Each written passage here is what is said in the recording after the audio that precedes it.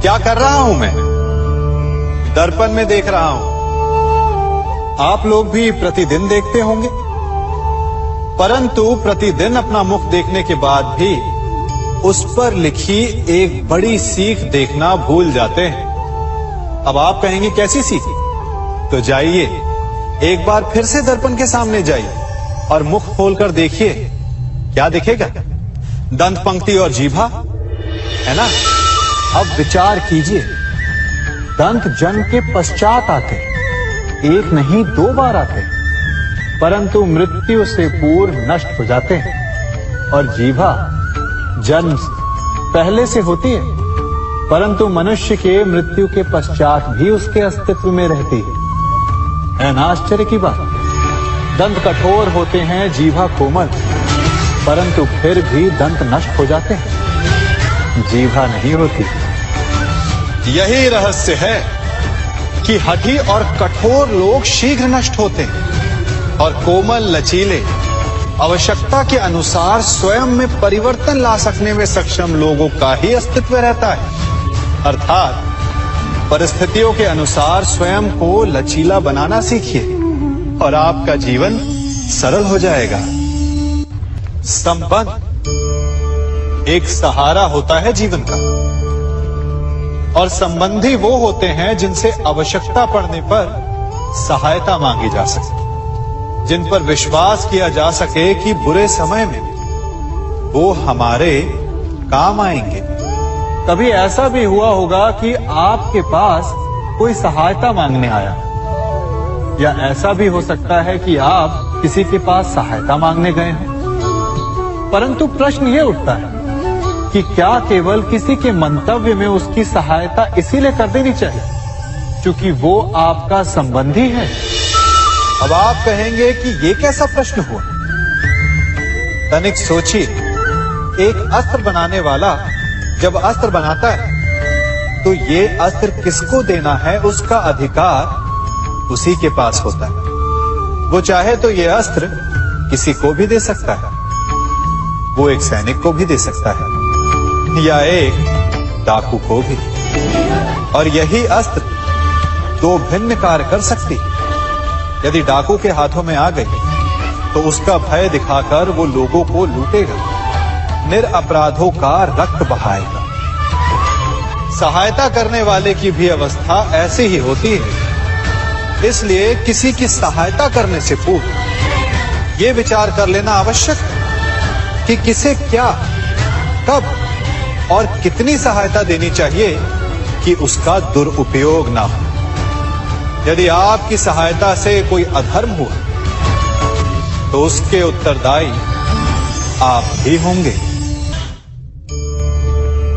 जीवन में कई बार ऐसे अवसर आते हैं कि आप लोगों से मिलने जाते हैं और उनसे कुछ आकांक्षाएं भी रखते हैं, और कई बार जीवन में ऐसे अवसर भी आते हैं कि लोग आपसे मिलने आते हैं। इसलिए अतिथियों का सम्मान करने से पूर्व सदा कुछ बातों को स्मरण रखना आवश्यक होता है।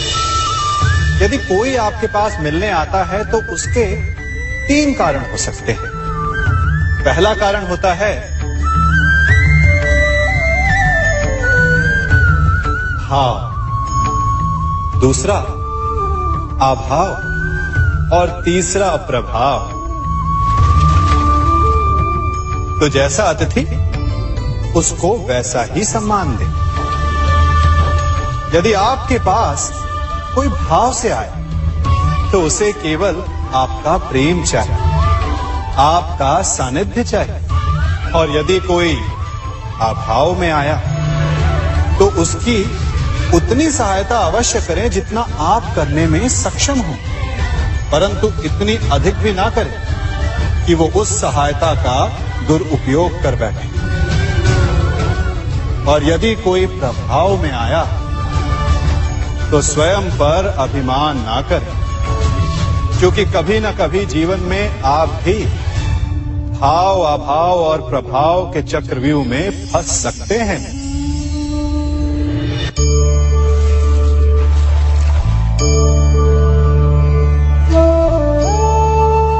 यदि जल को मुट्ठी में कसकर बांधें, तो जल कैसे अपना मार्ग बनाकर निकल जाता है?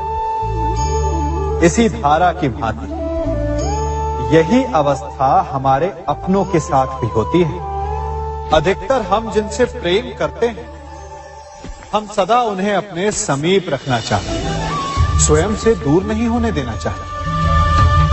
चिंता करते हैं, भय खाते हैं कि कहीं उनके साथ या उनसे कुछ बुरा घटित ना हो जाए, और ऐसे में हमारे अपने ही हमसे दूर हो जाते हैं, ठीक मुट्ठी में बंधे जल की भांति। इसलिए जिनसे आप प्रेम करते हैं, उन्हें स्वतंत्र कर दीजिए, उनकी सोच को स्वतंत्र बनने दीजिए, उन्हें अपने मार्ग स्वयं ढूंढने दीजिए, क्योंकि आप सदा उनके साथ उन्हें मार्ग दिखाने के लिए नहीं रहने वाले।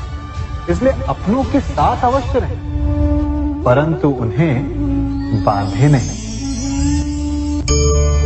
जन्म के पश्चात बालक जब पहली बार अपने नेत्र खोलता है, तो उसका मन उत्सुकता से भरा होता है कि ये संसार क्या है, उसे क्या दिख रहा है। ये उसके जीवन का नया आरंभ होता है।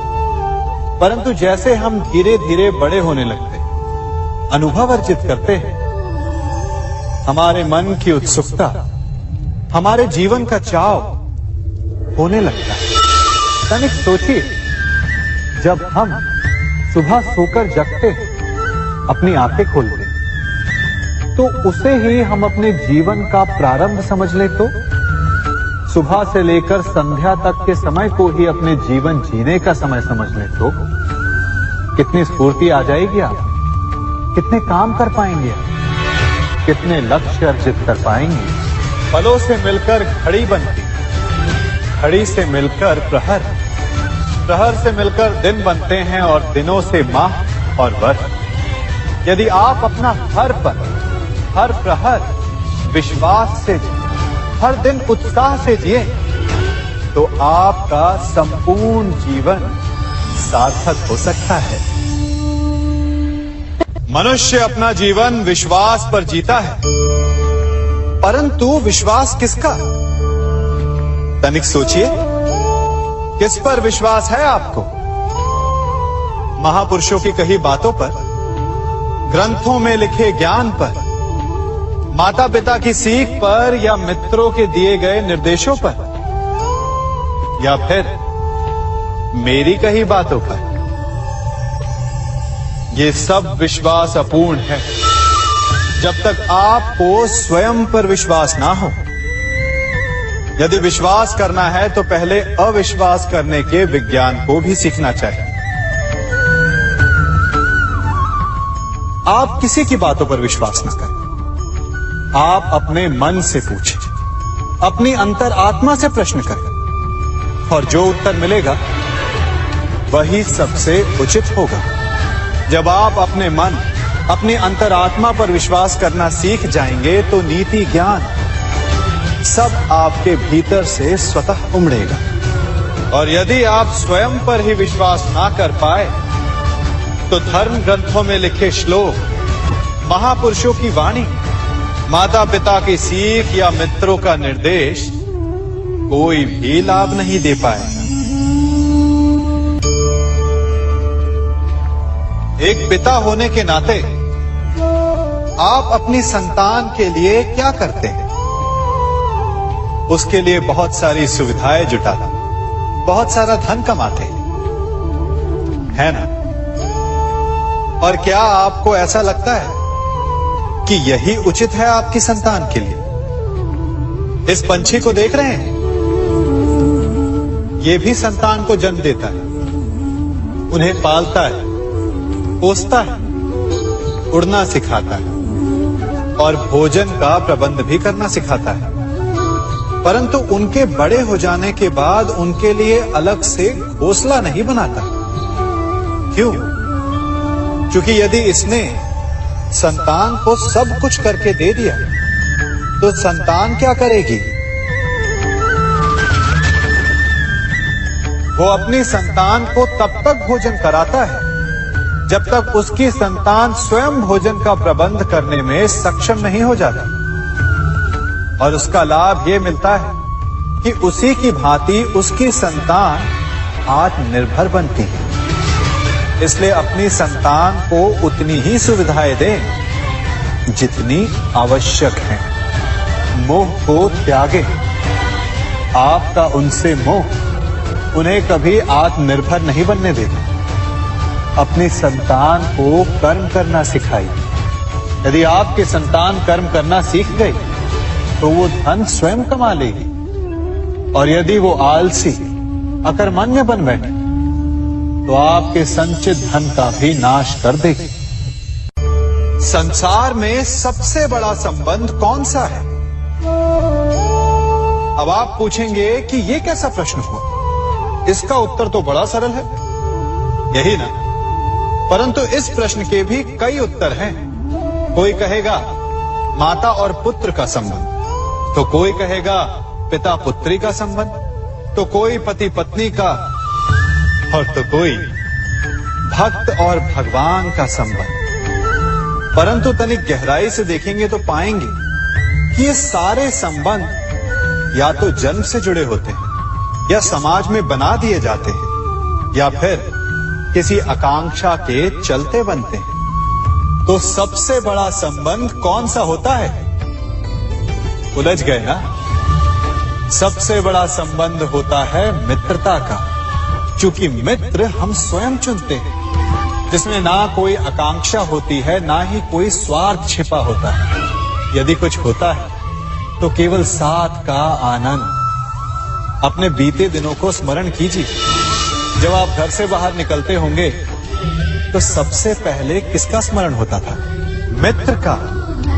परंतु जैसे जैसे मनुष्य बड़ा होता जाता है, सफल होता जाता है, मित्र छूटते जाते हैं और फिर वो अपनी आय, अपने जीवन के स्तर के अनुसार मित्रता करने लगता है। उसके मन में ये विचार आ जाता है कि मित्रता बराबरी वालों से ही होनी चाहिए। यही सोच अनुचित है, क्योंकि मित्रता बराबर वालों से नहीं होती।